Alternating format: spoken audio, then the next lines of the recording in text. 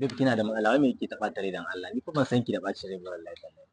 To ba dole mu ɓata rai ba, haba kowace mace kowace aure take, ka je ka nemo kuɗin nan, ka je ka nemo kuɗin nan a zo a ɗaura mana aure, ka ƙi ka je?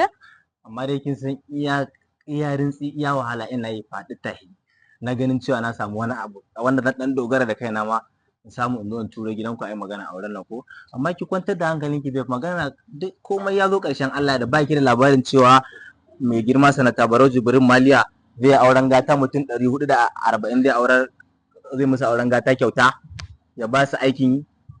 Dan Allah baby? Wallahi tallahi. To kai yanzu ta wani hanya kake, ta ina kake da hanyar nan da za ka samu wannan? Ai wannan? inda aka je aka dawo mu yan tafiyar mai girma sanata barau jibrin maliya ne, kuma ki kwantar da hankalinki in Allah da kaman an mana auren da ne, saboda zan je in samu mai gidana nima a tafiyar dan kuda kabo.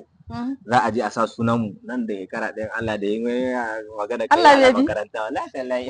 Allah nuna mana lokacin da ba damuwa, na daina damuwa. Ai ki gode mai girma sanata barau jibrin maliya, kuma in Allah da ya yi gwamnan Kano ai takara zai fito ba. In Allah da siya. Wallahi takara za a tsaye da shi. In Allah ya. Saboda haka yanzu mu je ki dan taka mu. To bai ba ai zan taka maka tunda an fara magana aure.